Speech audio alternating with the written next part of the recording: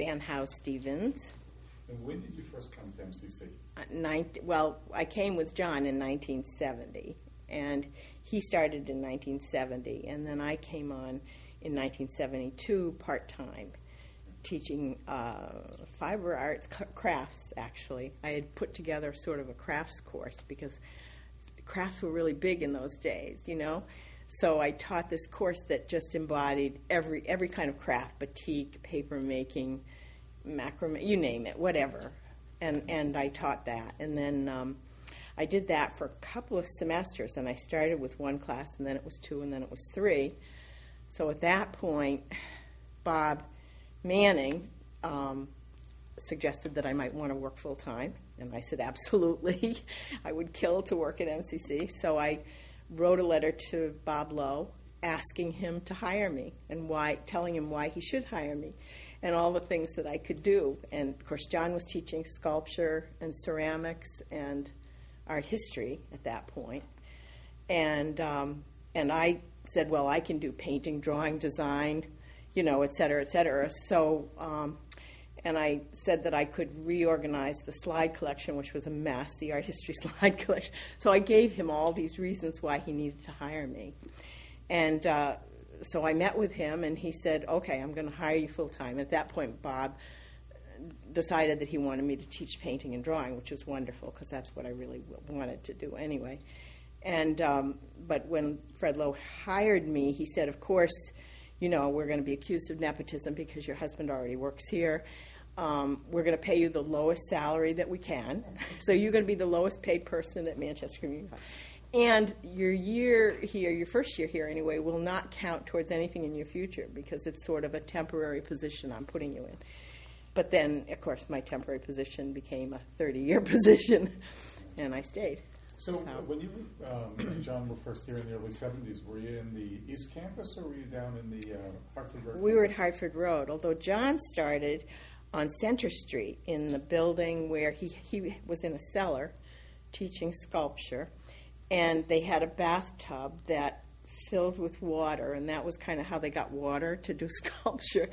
And they used to have to bail out the cellar every time it rained in order for him to have a class.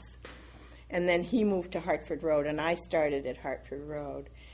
And then the two of us decided that we went to art school together. We went to Mass Art. And we felt that we wanted our program to be like what we'd had because we thought we'd had a fabulous education.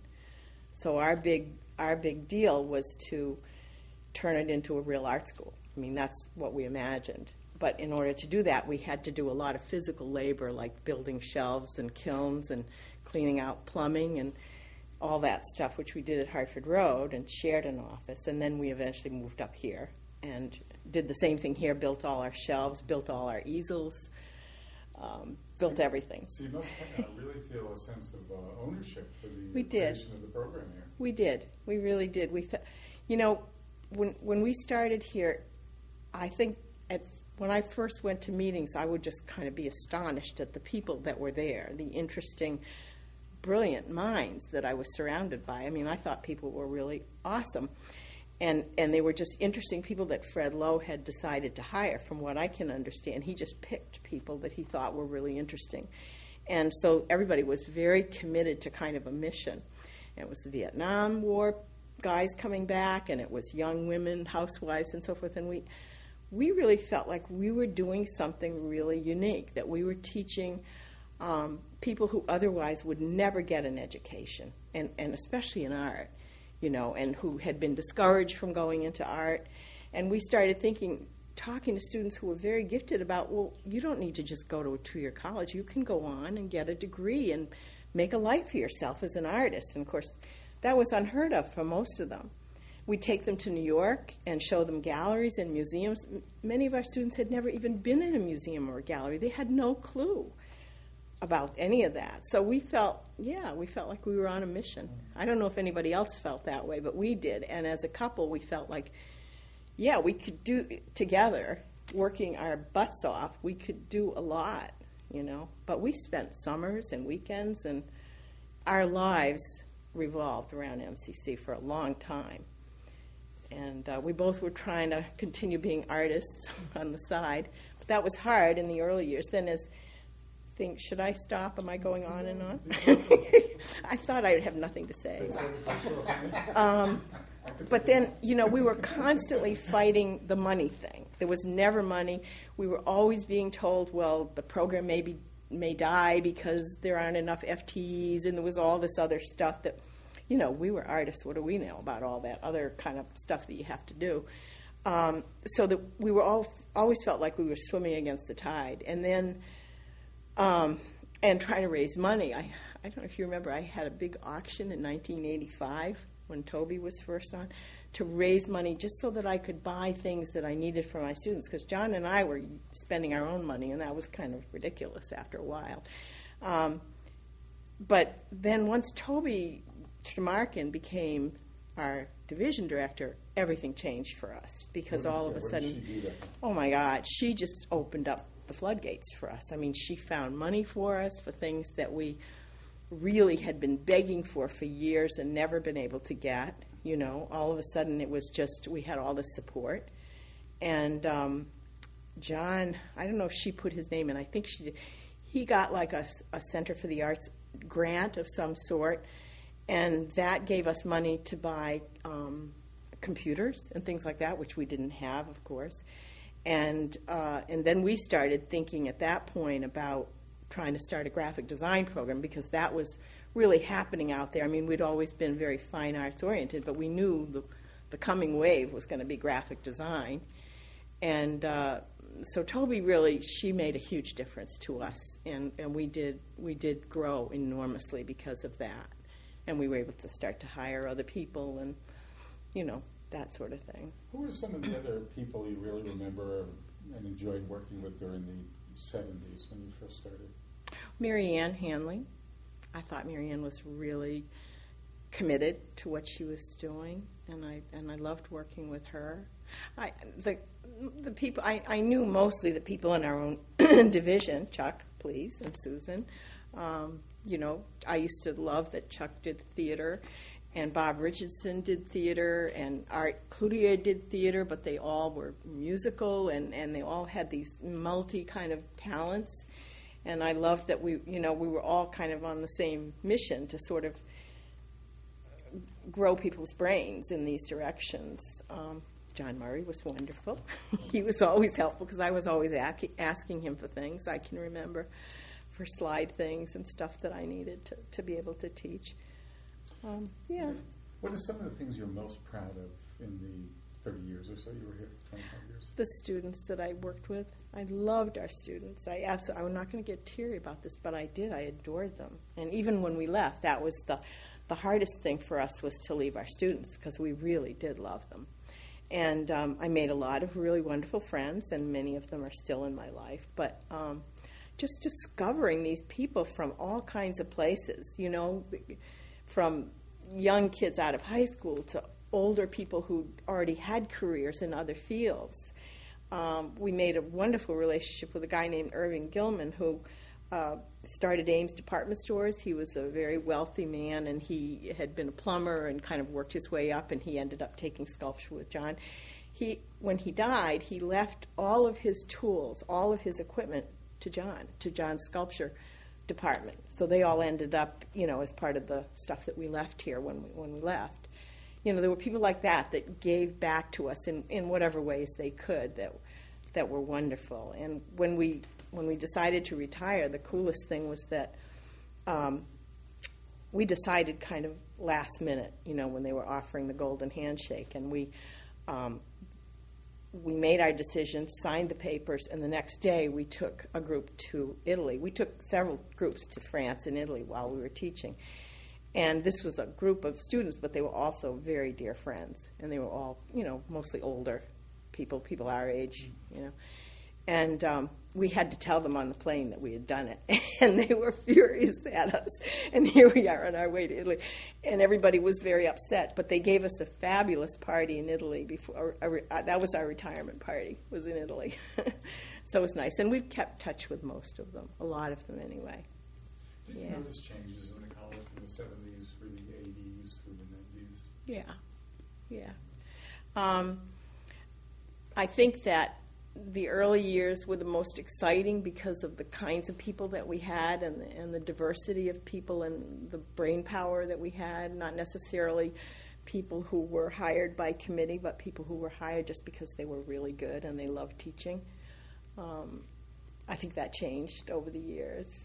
And the students, I guess right up until we left, we had fabulous students for the most part, you know.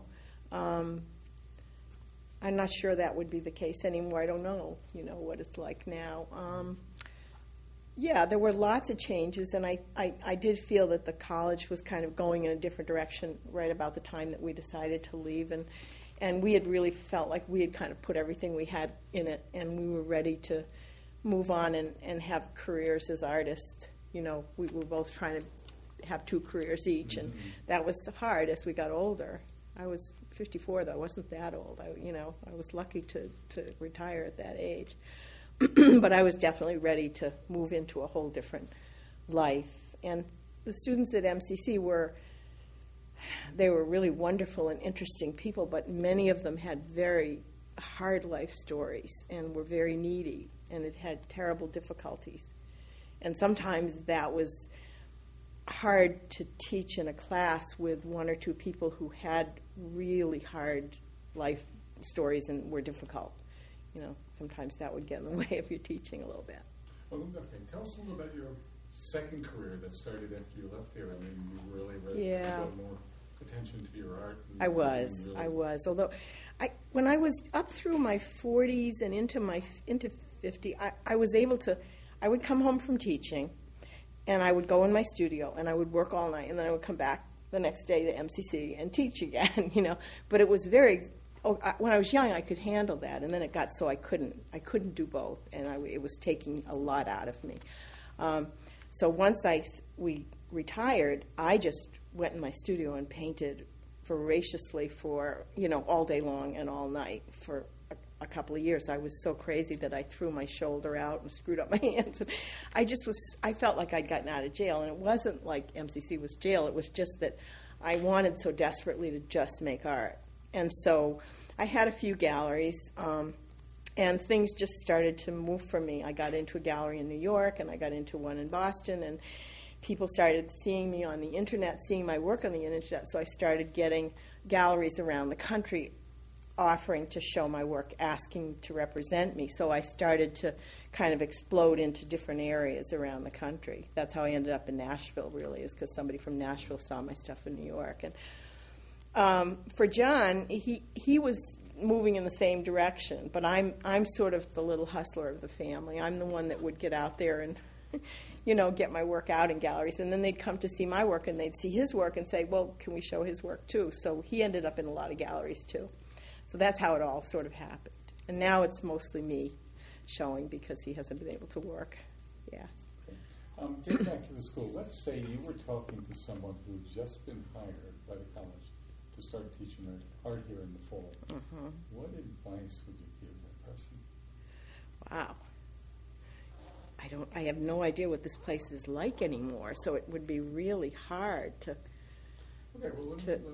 tell that. I just think that you have to really be willing to work hard. I don't know if it's still like that, because I do remember that young people that were being hired when we were leaving were much more interested in things like making a business card and putting a sign on their door than they were in just doing the dirty work, you know. And I think that we were willing to do the dirty work. I'm not sure anybody would do the dirty work anymore. I wonder, do they? You're still here? I think yes and no. I mean, yeah. I don't think there's that sense of purpose anymore. Everyone who has been here, you're about the 15th person I've talked to, mm-hmm. and everyone who's been here, who was with the college from starting late 60s to mid 70s, all talk about how great it was to start something and how they felt their work was tremendously important. And the fact that people were willing to work almost 24/7. Right. People, the more recent, and all those people, some of those people are still working. Some people have been around 35 years. And they've said the college has gotten, I would say more professional. In the sense that they hire very good people but the people are very happy to leave at the end of the day, go back to their families and, do their own thing. So there's less of a collective spirit than there may have been 35, 40 years ago. Yeah. I mean, we had one child, so we were able to, because we were both working here, we were able to take our schedule and split it up. So 2 days a week, I would be at home and teaching at night, and 2 days a week, John, we did the opposite. So we basically, for the first 20 years or so, we didn't see each other from Monday through Thursday, because one of us would be here and one of us would be home. We kind of, just kept switching back. We'd wave on the highway, and that was it. But then eventually, once Nikki was in college and all, then it was, a lot easier. But she was part of it too. We used to have all these fabulous parties with our students, Halloween parties, where everybody would make these extravagant costumes and come up with these wonderful ideas, and exhibitions and things where students did like huge, not performance pieces, but environmental pieces that were just amazing. And Nicole, our daughter, she grew up in that. She thought that was really fun, and she knew all our students, and so she was a part of it too.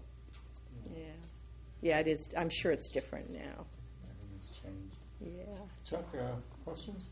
Well, we're going to take you around to the gallery. Yeah. Oh, I forgot about the gallery. Yeah, I think that. Yeah.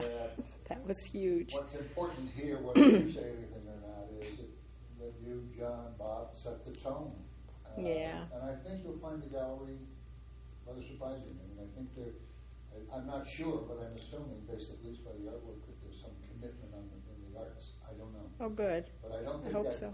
That didn't just happen. That was evolutionary, and I think you're to be commended for making that happen. Thank you. Well, John worked very hard. He and Bob really killed themselves. I remember at the Hartford Road when the gallery was there. Were you here at that point when we were still at Hartford? John was. John was. I was part-time in the late 70s, so... They had to climb these huge ladders. It was almost as high as this room, I think, and hang all the work up high. And I can remember going up there. I would be teaching, and I'd go up to bring things to them.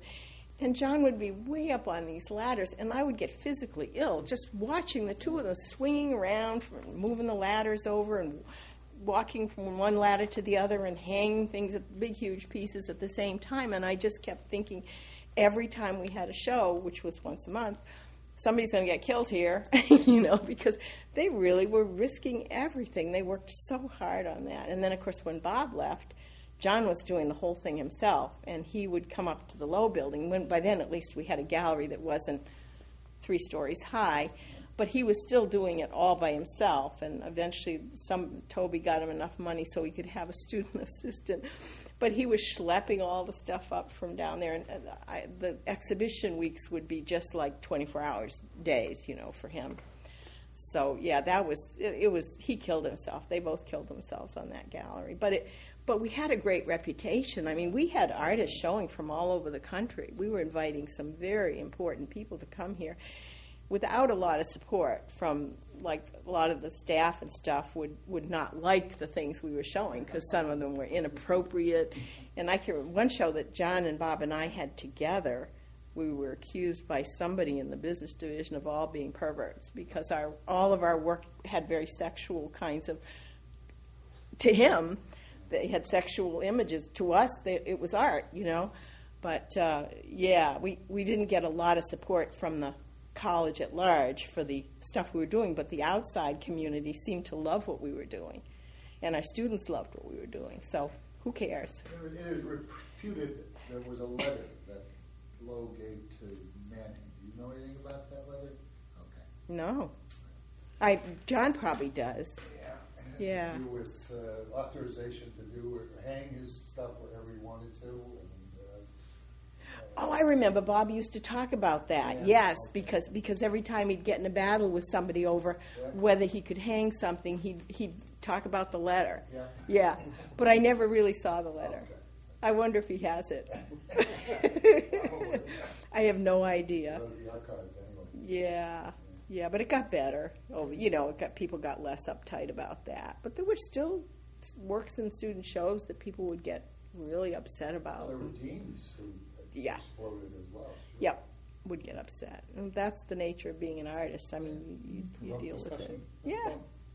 Yeah. doing a job. Right. I don't know if you were here. John was definitely here. They moved a piece about 5 years ago. I think it was student work, and it was in one of the major hallways.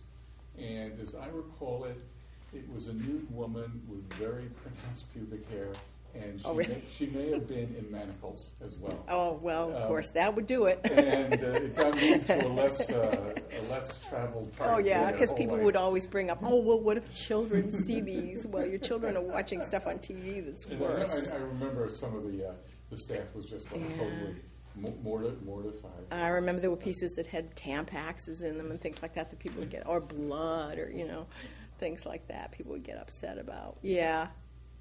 It was a great variety of work that we showed. That's right. That's right. Anything else there? This was great. Oh, thank you. You should have dragged along the mister. What? You should have dragged John. I wish I could have. I would love to have brought him. Okay. Well, say hello. He only remembers all the hard work, and I have to remind him about all the good things. He does remember how much he loves his students, and they were wonderful. So that was good. And we did it together. So that was, God, can you imagine how lucky we are that we got to do all that together, and we still do everything together. We're still a team. Yeah, we're lucky. Yeah.